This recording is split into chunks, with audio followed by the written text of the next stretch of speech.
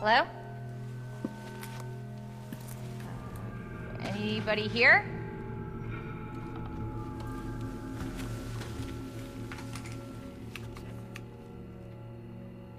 Hello?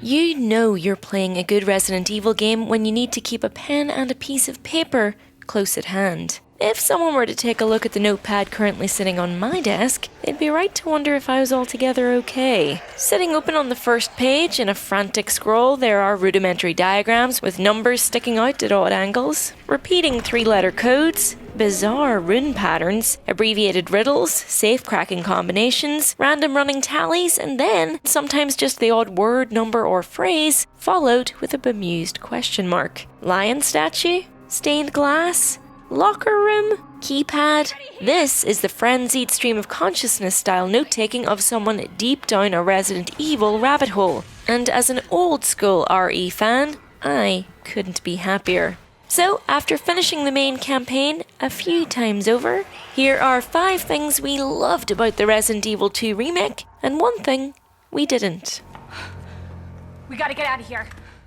To be honest though, calling this Resident Evil 2 a remake almost feels like an undersell. Yes, it's an often incredibly faithful recreation of the 1998 survival horror classic, but it has been rebuilt completely from the ground up, resurrecting iconic locations like the Raccoon City Police Station using Resident Evil 7's RE engine. And the RPD has never looked better. From the detailed character models and animations to the way your quivering torchlight illuminates the glistening entrails of what used to be a cop, or bounces off a hastily scribbled whiteboard, this game looks incredible. Certain elements of the art museum turned police station have been reshuffled and reimagined to make sense in a photorealistic environment and for a modern audience. But though this is not the police station as it was in the original Resident Evil 2, it's the police station as you remember it. A grand gilded entrance hall making way for a dozen twisted corridors and antechambers, layered and meted out through keys and trinkets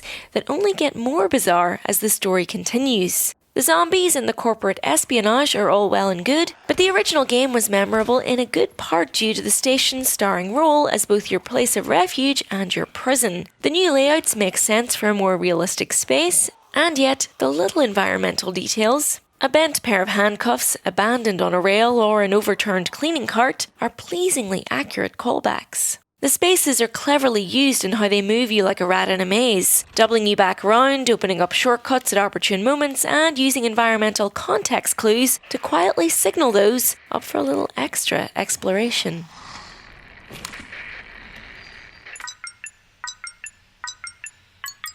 Despite the change from fixed camera angles to a third-person over-the-shoulder perspective, it's a testament to the layout that locations still manage to be both claustrophobic and oppressive. Even the larger, more open spaces like the main RPD reception area aren't wasted, as these are often put to use by giving you line of sight to a pursuing enemy as you try to shake them on your way through to another interconnecting hallway. You do get a good feel for where everything is after a few loops around the building, but even veteran players would be lost without the map screen, which mercifully logs all the most pertinent information as you play, including the locations of items you've seen but haven't picked up, safes or lockers that you've yet to crack open, windows you've boarded up, and doors that have yet to be unlocked, along with which key or item you need to open them up.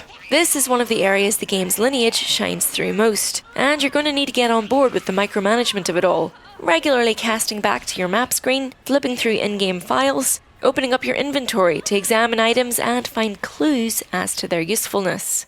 A feature that very much comes in handy, but in hindsight I think I relied upon a little too much, is the game's habit of marking a room red on the map when it still has secrets for you to uncover, and blue once you've squeezed it for every last item or ammo clip it's hiding. You can get into a bad habit of constantly flipping back and checking the status of this colour coordination on the map screen instead of simply exploring things at your own pace. But it's also worth bearing in mind that files and various other reading materials are often crucial for seeing Resident Evil's bigger picture, and these do not show up on the map in any shape or form. You just have to keep your eyes peeled for them yourself.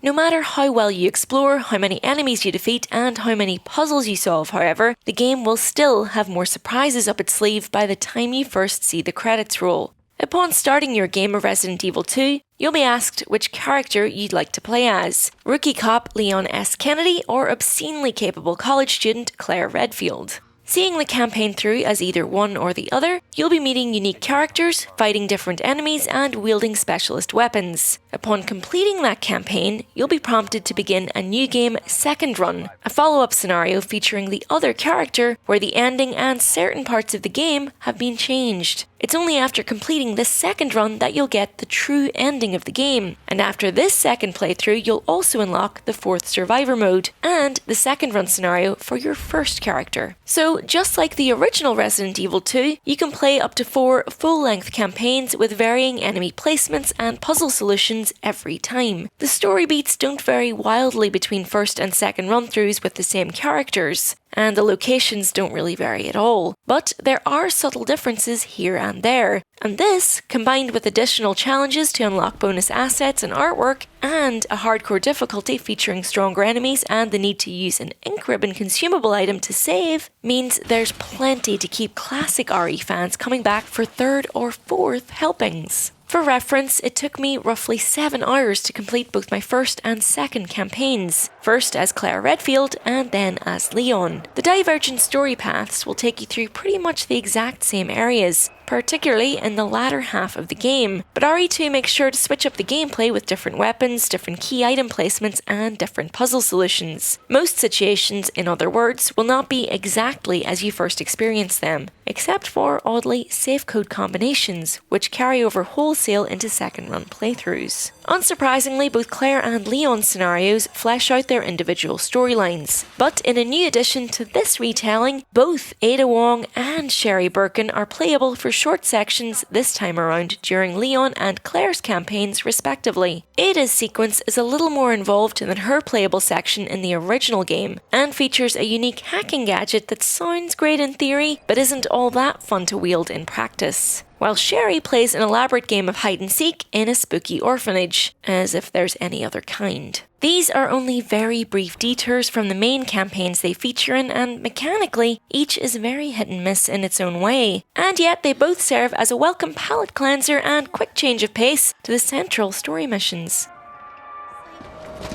Playing as Claire and Leon, gameplay is split between navigating your way around and away from lunging enemies, exercising an itchy, tasty trigger finger when necessary, and using your capable yet delicious brains to advance deeper into the City of the Dead.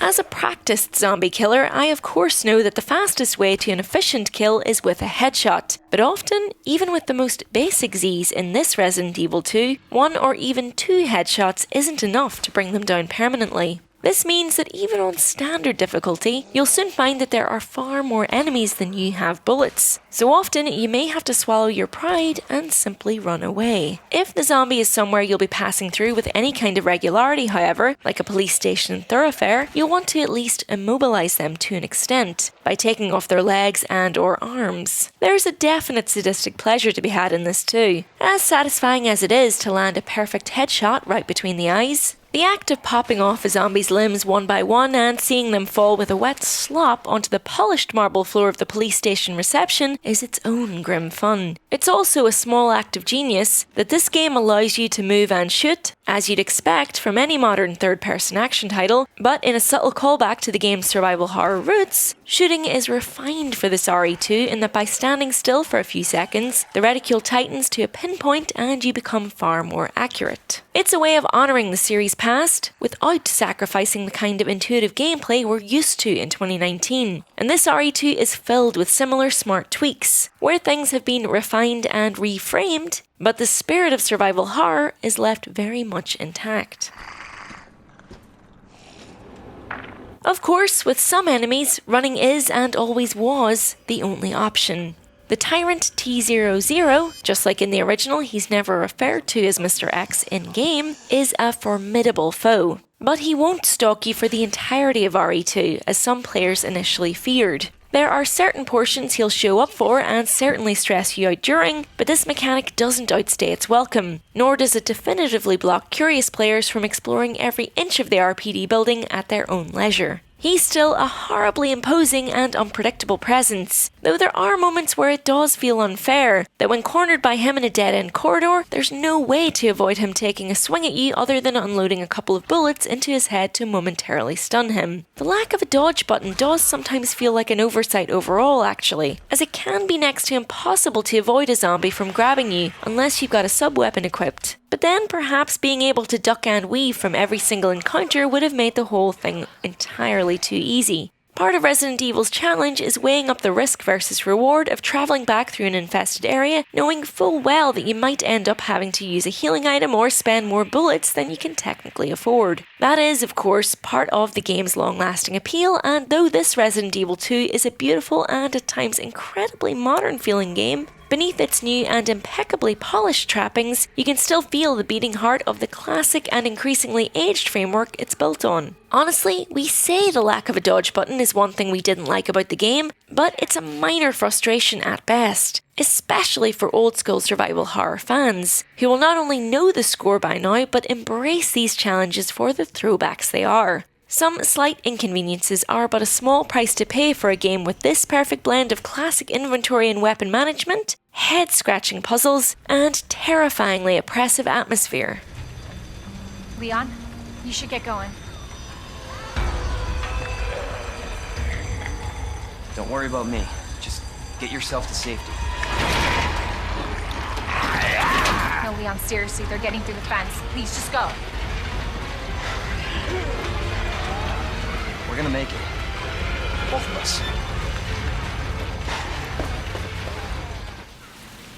That framework is precisely what made the original Resident Evil 2 such a stone-cold classic. And though some story beats have been streamlined and some gameplay mechanics have been embellished or added to, this is a remake, not remake, that sticks remarkably close to its source material. Even better, it toes the line between schlocky and scary that the older Resident Evil games managed so well. And it does so in perhaps one of the most atmospheric settings ever to grace a survival horror game. It is very good to be back in the RPD. Just be sure to bring a pen and paper for frantic note scribbling with you. Let us know what you thought of Resident Evil 2 in the comments, or check out one of our many other Resident Evil 2 videos which should be on screen now. Do give us a like or subscribe if you enjoyed this video, and stick around for more Resident Evil videos to come in the very near future. Thanks for watching. Bye!